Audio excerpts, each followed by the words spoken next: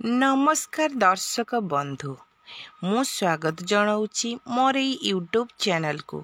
चलतु जानी नवा आजिर 20टी अनुचिंता विषय रे। नंबर 1, नारी जदि घरर कथा को बा भलो मंद को बाहरे प्रकाश करे तेबे स्वामी एवं स्त्री मध्यरे अशांति वृद्धि पाई थाए एवं परिवार रे अशांति देखा देई थाए।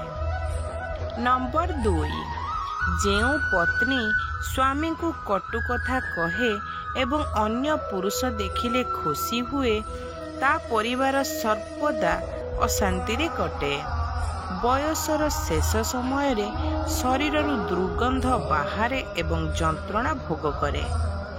नंबर 3, जेउ पत्नी सर्वदा स्वामींकर निंदा करि थाए सेही स्त्री को केबे भी स्वामी सुख मिली न थाए एवं मृत्यु परे नरकवास दंड मिली थाए एवं 7 जन्म जाए मनुष्य जन्म मिली न थाए।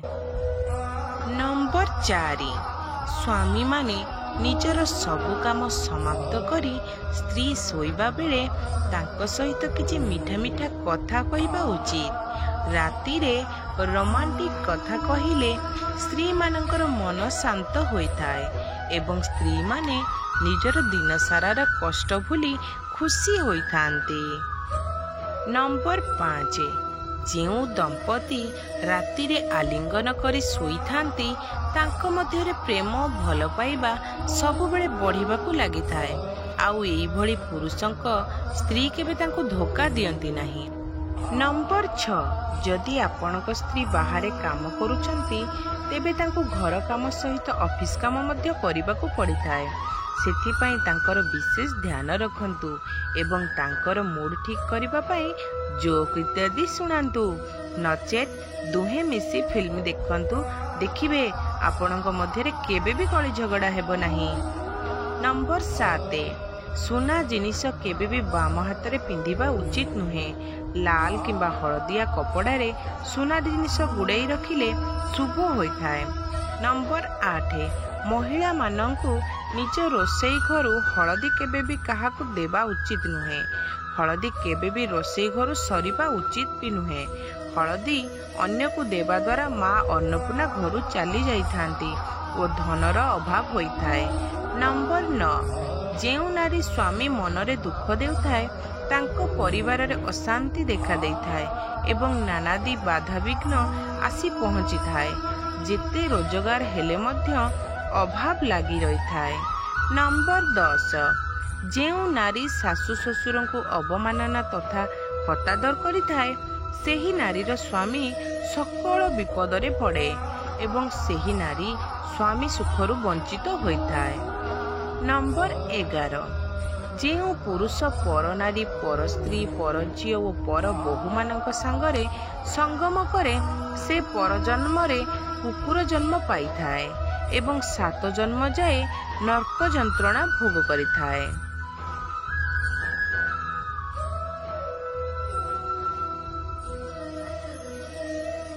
नंबर 12, संज बेले खाइले संज बेले सोइले एवं संज बेले को कथा कहूथिबा मनीष नाना रोगरे पड़िबा सहित पूर्व पुरुष एवं देवी देवतांको रोषर शिकार होइथाए, सबु बेले दारिद्रता रहिथाए।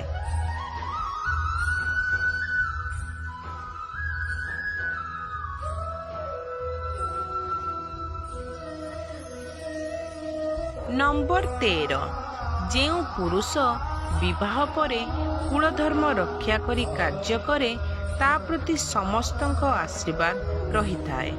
पूर्व पुरुष तांको आशीर्वाद करिथांती एवं सर्व देवादेवी अभय वर प्रदान करिथांती।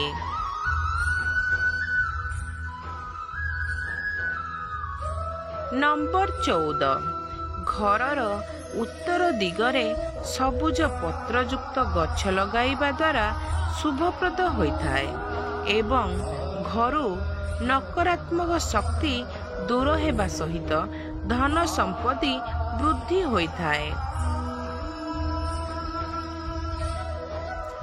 नंबर 15 ଯଦି ଘରେ ଆର୍ଥିକ ସ୍ଥିତି ବହୁତ ଖରାପ ହୋଇଥାଏ ତେବେ ଶୁକ୍ରବାର ଦିନ ମାତା ଲକ୍ଷ୍ମୀଙ୍କ ଏବଂ କୁବେରଙ୍କ ଫଟୋ ଆଣି ଠାକୁର ଘରେ ରଖି ପୂଜା କରିବା ଦ୍ୱାରା ଆର୍ଥିକ ସ୍ଥିତି ମଜବୁତ ହେବା ସହିତ ଦରିଦ୍ରତା ଦୂର ହୋଇଥାଏ।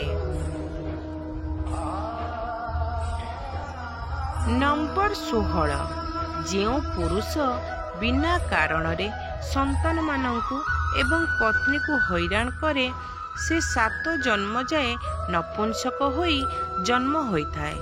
ଏବଂ ଯେଉଁ ପୁରୁଷ ସ୍ତ୍ରୀ ସହିତ ବାରମ୍ବାର ଶାରୀରିକ ସମ୍ପର୍କ ରଖେ ତାର ଦେହ ବହୁତ ଖରାପ ହୋଇଥାଏ।